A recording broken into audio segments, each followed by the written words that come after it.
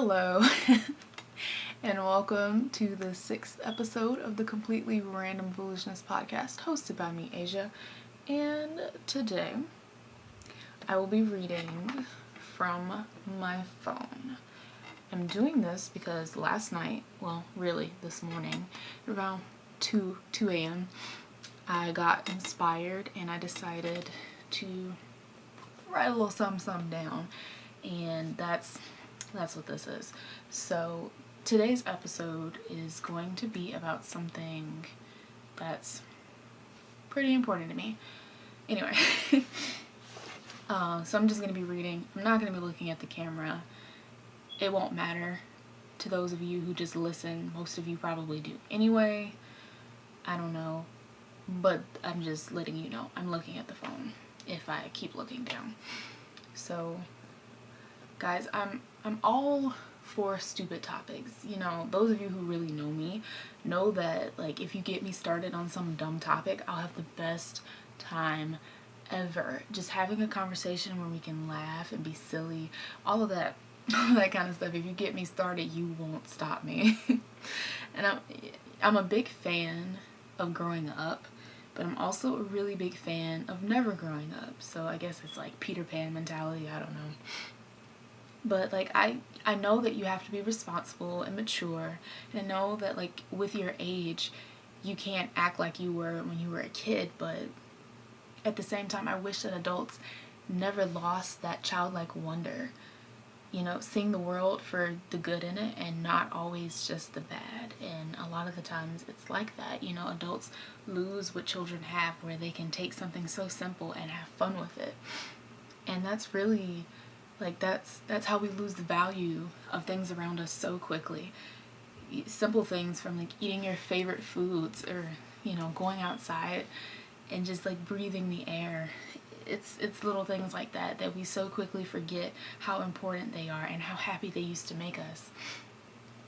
And that's what children are so good at, and I wish adults didn't lose that. They weren't afraid to have fun every once in a while and not be so uptight. So with that being said, not only do I like to talk about stupid things on this podcast, as if you've seen the other episodes, you know that I have so many stupid things to talk about and just to have fun, but I also really like to just think about things and to talk to people about ideas or things that we're passionate about. I like to be real. And the realest thing for me right now is learning to just live. I know that sounds kind of cliche, but I'm going somewhere with it. So let's talk about it. To all of my 16 subscribers, I have one question, just one question for you, and that is, how do you spend each 24 hours of your day? Go on and think about it for a second. How do you choose to spend the 24 hours that you have in a day? Well, let me tell you, I downloaded an app, and I can't think of what it's called now because I deleted it actually. I didn't have the space on my phone for it. And it told me a few things. Like, one, it told me how much time I spent on each app that day, down to the second. And it also told me how many times I unlocked my phone. And it told me which apps I used most often, like the percentage.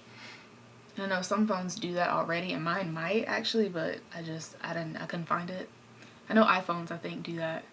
I don't know, but I downloaded the app. And wow, I really didn't think that I spent that much time on my phone. But I also, what hit me even more was how much time I spent on social media. So, you know, either way, I didn't think that when I had my phone, first of all, I didn't think that I had my phone in my hand that often, and I also didn't think that when I was on my phone, so much of it was spent on social media. I had to recap that because I got confused. 8 hours.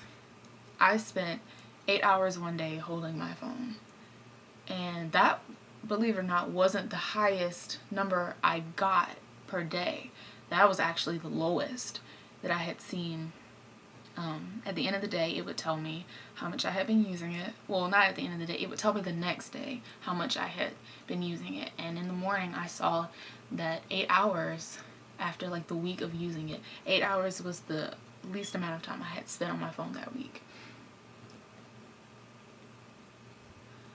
And, you know, that's like an hour or so when I wake up and I'm just like mindlessly doing whatever it is on my phone. I don't know, I may be playing a game, I might go to social media, I might just be on the internet looking at stuff, I don't know. But I usually spend an hour or two on my phone when I first wake up, just like lying in the bed. And because I wake up kind of early. And it's also, you know, that counts the amount of times that I notice that I'll like click on social media if I'm bored, if I'm just sitting in a chair, if I'm not doing anything, if there's no one to talk to, I'll just like click on Instagram.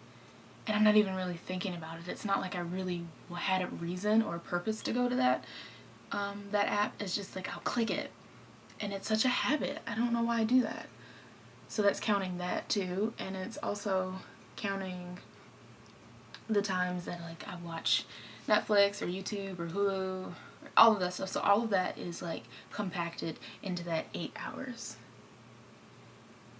And it kind of gave me a wake-up call. I was like, what if I took those 8 hours, the 8 hours that I didn't think that I spent on the phone, what if I took those and applied it somewhere else? Maybe like a hobby, or studying, or exploring, or doing something, I don't know, that I just really enjoy. How much happier would I be? And how much could I possibly better myself if I didn't spend 8 hours a day on my phone? 8 hours. That number, it just hits me. Like, how on earth do I really spend 8? I don't know. You know, it kind of made me feel bad too. I was like, you know I read I know I read my Bible every day, but I know that I don't spend nearly as much time on that as I should, because, you know, faith and being a Christian and all of that stuff, that's really important to me. If I think it's so important to me, then why am I not spending more time on it? I don't know. There's so many things I could be spending time on or giving my time to, devoting energy to, and yet for some reason I spend it on my phone. And I just want to know, how much time have I actually wasted? And I'm not saying that I should just throw my phone away, you know, because I love my phone. I love my Note 8. You know, me and Samsung are like this. They're such a good phone company, and just a good company in general, but except for that time when their phones were blowing up. But that's that's a different story. You know, I love playing Township and Panda Pop. Those are my favorite. Dragon City. I love watching YouTube. All that's fine. It's fine and dandy, but like what disturbed me the most was that 3 particular social medias took up a great portion of my day: Facebook, Snapchat, and Instagram. So let me clarify. I don't really use Facebook anymore. Like, you know, people used to use Facebook, or they might still do, but I'm talking about me. People would write statuses and, like, I don't know, poke people and all that, like all of that kind of stuff. Usually when I get on Facebook now, it's to look at memes. That's pretty much all I do. I follow a bunch of meme accounts, and so I just look at memes and scrolling through nothing but memes. And occasionally I'll see like friends sprinkled here and there, like the stuff that they post, but for the most part it's just memes. Where am I at in this? I don't even know. Oh, okay, so I was asking myself, why do I even keep Facebook then if all I'm doing is looking at memes? The entire reason that I used to say I kept my Facebook, when I noticed that I started to like decrease in usage, the entire reason I would say I kept it is because I wanted to keep up with people that I don't talk to regularly, or like if I don't have their phone number, I can still keep up with them, like, you get what I'm saying? But then I thought about it and I said, why am I keeping up with people day to day that I don't talk to regularly? Like, that's kind of strange. Especially if I'm not even really doing that, because at this point I'm just looking at pictures, like not other people's pictures, but like memes. That's all I'm doing. And there's so many different ways that I could do that without getting on Facebook. Do you see what I'm saying? So why do I keep Facebook? I thought it was kind of odd, because I don't go on Facebook looking to read who did what and why they did it, but I do see it when I'm scrolling through like the timeline or whatever. And for what? For what? Like, I shouldn't care, and I don't, but yet I feel inclined to keep it anyway. Do you see what I'm saying?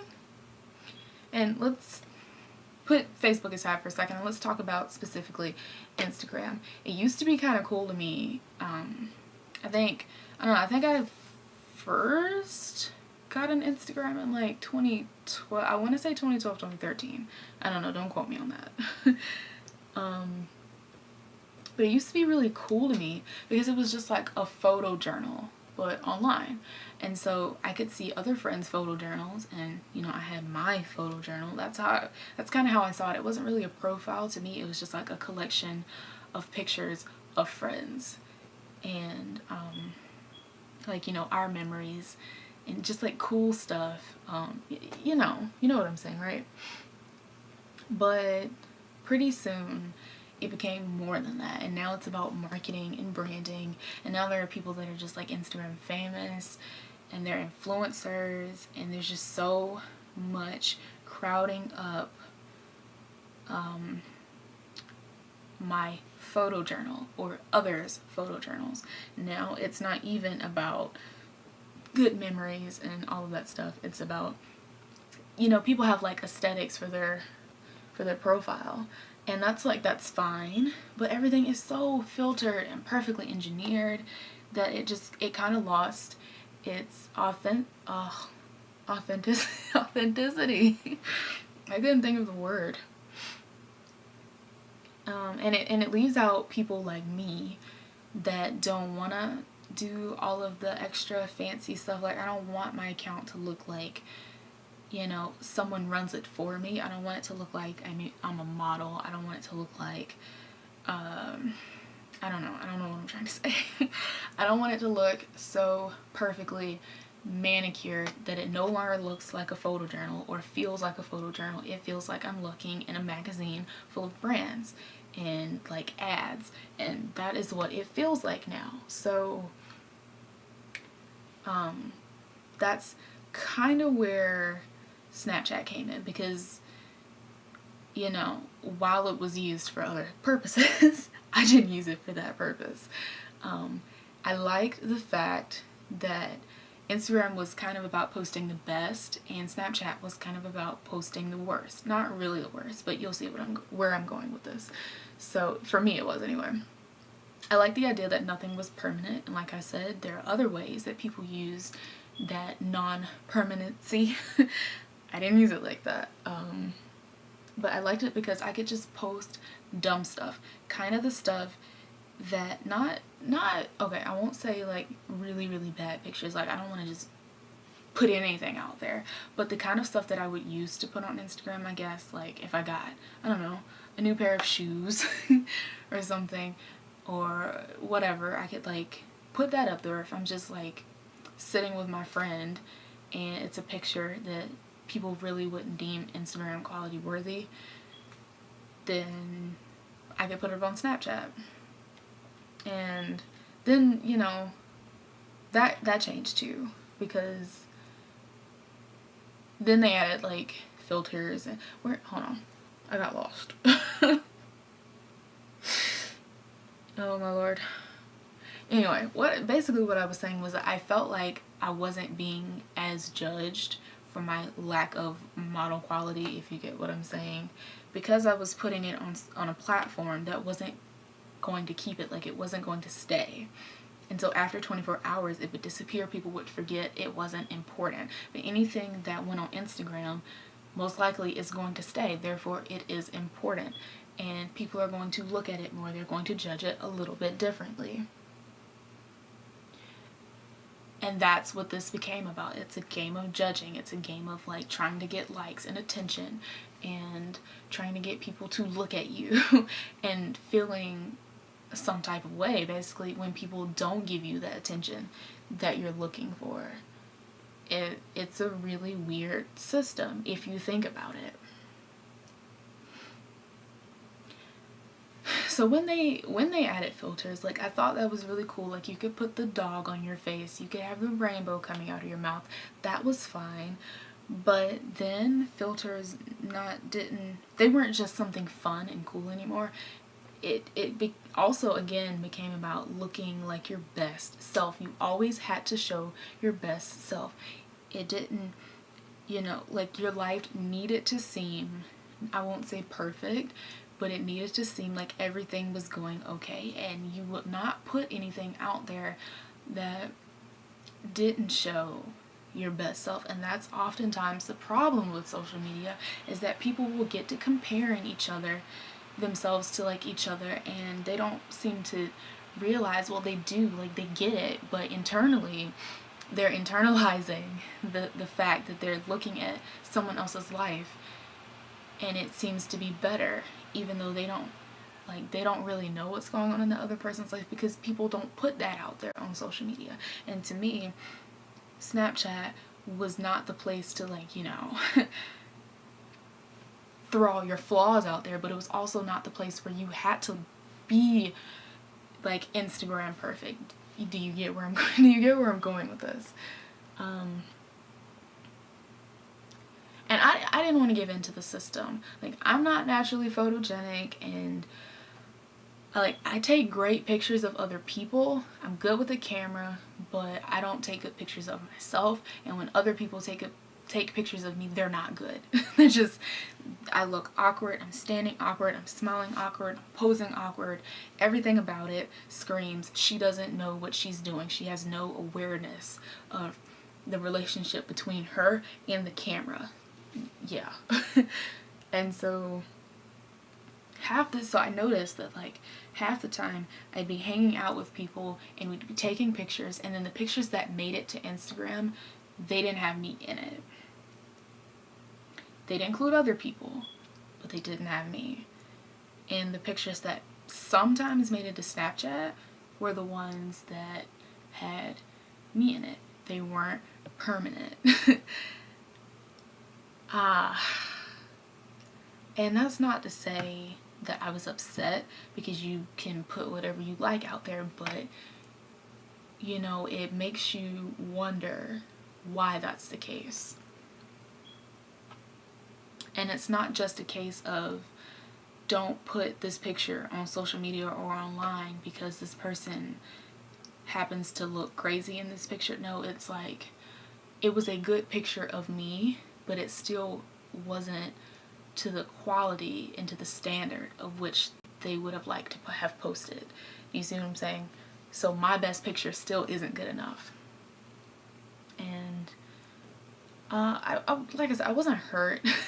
I wasn't hurt by it, but it did make me think. And I kind of felt like, they were looking at me like I was a stain on their profile. Like I'm a giant middle finger to all of their followers. It was kind of like I was saying, I don't know how to put this, but it was kind of like I was the opposite of what they wanted, of what it represented and what this platform stands for. And so they can't really put me out there without looking themselves like me. That's really the best way I can explain it right now. But that's just me and my awkwardness. Like, I just am naturally an awkward person, and I don't mind. Like, I don't care. At this point, I realize that that's just me. That's my personality. I'm just not going to be that type of person that can just smile and everything is fine. For the camera, it's not like that. And with that being said, I choose to be very authentic in the things that I post. I don't, I haven't edited everything in my life to look like everything is perfect, but at the same time, I'm not gonna just, like I said, I'm not gonna air all of the issues and problems that go on in my day-to-day life, whatever. I'm not gonna do that. That's, you don't want to put your whole life on social media. No one cares. No one should care, and if they do, then they need to get a life themselves. Also, you need to learn to keep things private. But what I'm trying to say is, when I do put something out there, it's in the middle. It's not too bad, it's not too good. It's authentic. And a lot of the times, especially on Snapchat, I do this now because I don't really post on Instagram a lot. But I don't edit out the awkward. If I'm dancing and I'm having a good time, I know I can't dance. It's whatever. I know you may not like the music that I choose to listen to. I listen to really odd things that aren't popular, but that's okay. Ooh, my finger. That's okay. I don't edit it out. Like, if I'm dancing and I'm having a good time, I might be recording that, and whatever it looks like is just what it looks like. If I take a picture of myself and it comes out really weird, of course, I'm not going to put out a really ugly one, but whatever. Like, I want to put out there what I want to put out there and not have to stick to that system that a lot of people stick to. I don't want everything to be magazine worthy. So I put out stupid thoughts, goofy selfies, and, just my entire self, basically. I wasn't afraid to just be me. Flaws and all. And if you look at my Instagram now, it's filled with mediocre pictures of good memories. It's not it doesn't look like someone else took them and I'm standing in front of a back. I don't know, you get what I'm saying. I don't have to keep reiterating this. So you would think that with the way I stuck to my own system, I'd be happy with social media. You would think. But I wasn't. Not in the least bit. You see, what I didn't realize is that I suffered from something that I think a lot of people might suffer from, and they don't even realize it sometimes.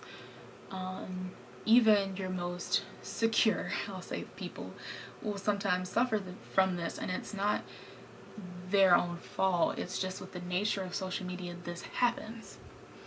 And it's called FOMO, or fear of missing out. And it's basically when you notice other people doing something cool and you're not a part of it, and you want to be there, or you feel like you have to know exactly what people are doing. And so if you don't check their story or whatever, you feel like you're not in the loop enough. Something cool could be going on without you. There are so many possibilities of things that you are missing out on. And it is so very, very real. Even if you don't think it is happening, it could be happening to you. And that's exactly what happened to me. And it's because I think it was doubled. Of course, it was the nature of social media, but it was also the fact that I was having a problem. And this problem was that I seemed to have a cycle. It was continuous. Every time I would find, let me clarify. I won't say every time, but a great deal of the time, I had friend groups that constantly would leave me out of things. And this is way before the problem with social media even really got this bad. It was even before that. It was just in normal, natural things. I got left out so often. It's ridiculous. And so, the solution is to say, well, if these people really don't want you there, then find another group of people that do. But that next group of people that seemed like they did, they didn't either. And so when you take that and you put it with the fact that on social media it looks like everyone's having a good time without me, and that I'm the only one stuck at home, I'm the only one with nothing to do, you see how that creates a problem. Do you see how that creates a problem?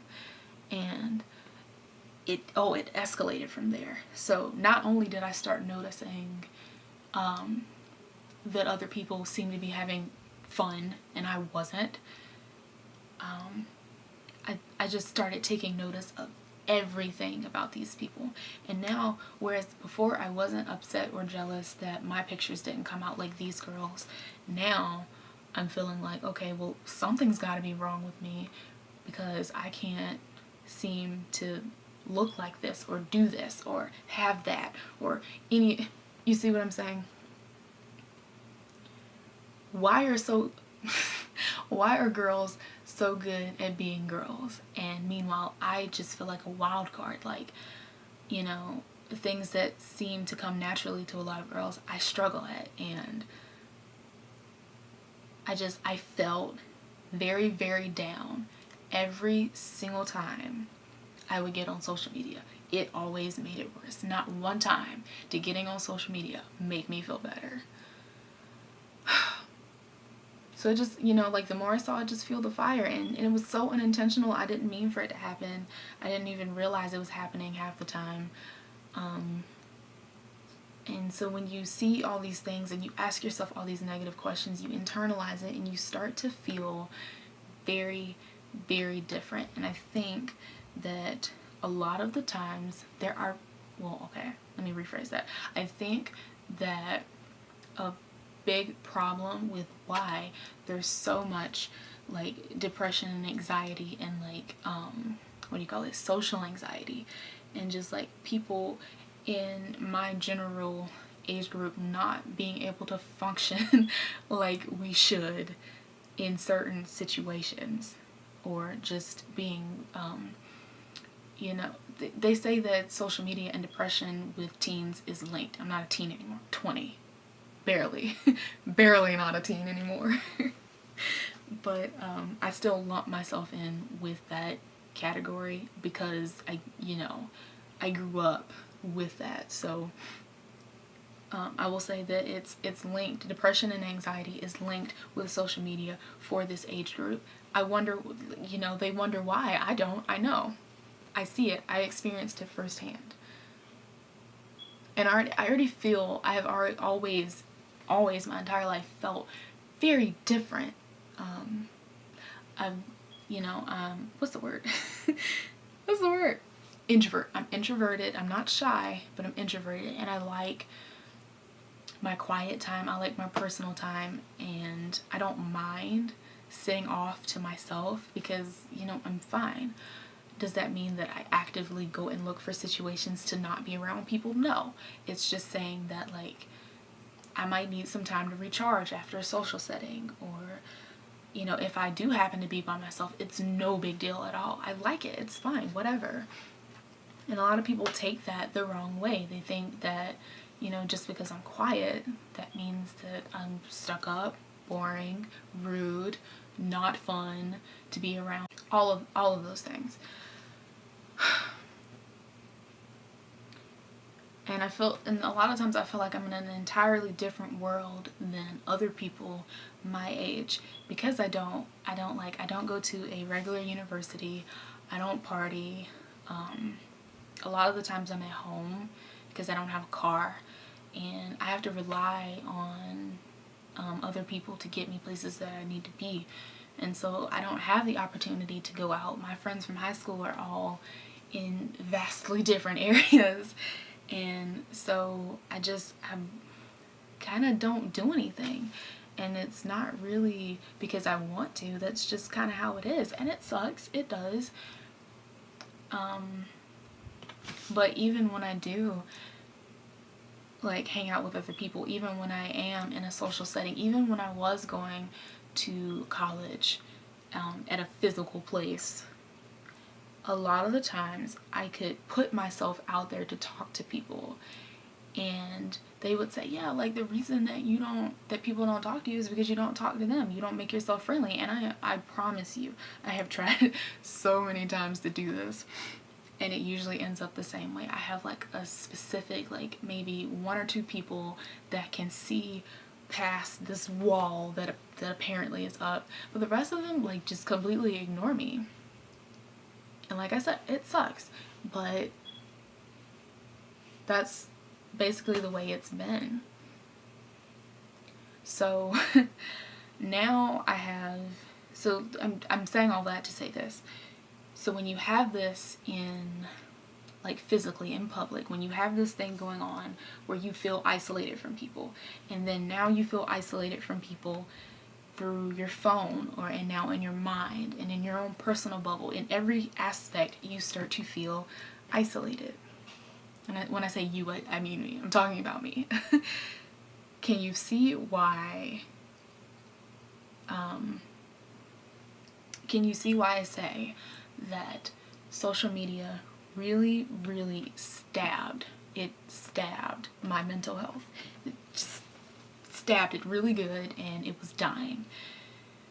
And I couldn't really figure out how to fix it. I couldn't. And so the one thought that I took from that is it pushed me away from people even more, when in reality the entire reason social media was created was to connect people, and it was doing the exact opposite. So where am I going with this? I realized I don't need to get an update on everyone's I don't need to get an update on everyone's lives every few hours, and I don't need to see everyone's personal and outrageously manicured online photo journal. I need to focus on myself and Asia, just me. I cannot be worried about other people. I'm not saying be selfish and not think about other people. No, I'm saying don't focus on them so much that I start to compare them to me, and then I start to internalize what they do, and then I start to let it affect me. That's it. That's pretty much it.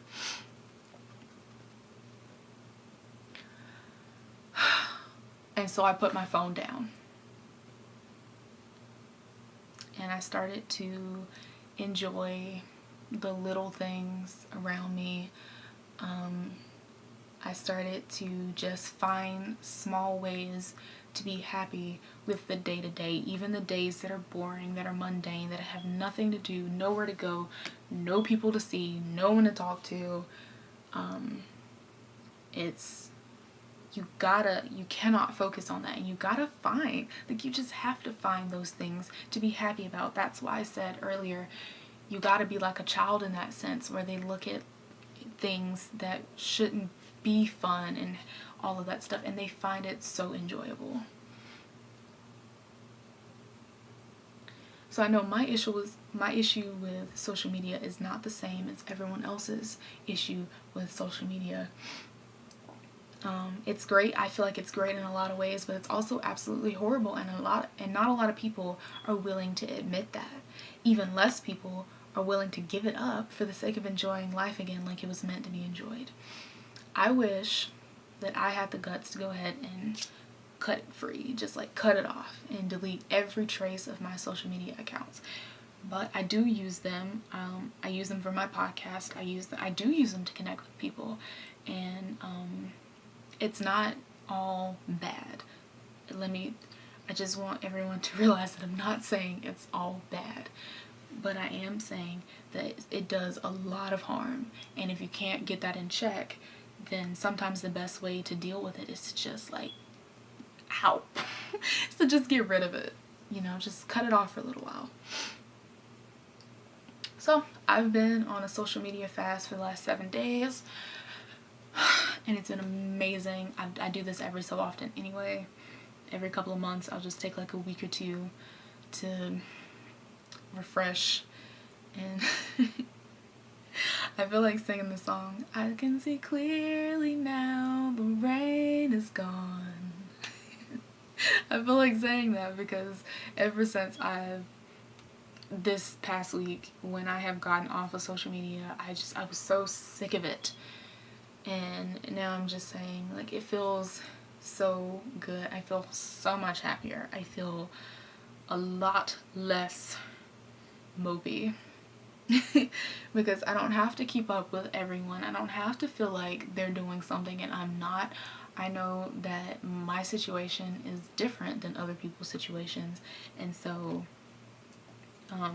things for me aren't like things for other people. And so I have to learn to deal with what I've got now and not compare it, basically. So hopefully this reaches someone. Hopefully this reaches someone, and if they see their mental health declining because of social media, then they can step back from it and, you know, take some time to refresh. Of course, I'm not going as far as to say that social media is the only cause of your mental health, like, deteriorating, but it does play a huge factor in it. Call me crazy, but I think we were all better off when we didn't look down at a small screen all day. And I bet you by the time I'm 35, my neck is going to have a permanent slope in it from just, like, looking down so much. My neck's just going to be bent that way. That's really all I wanted to say.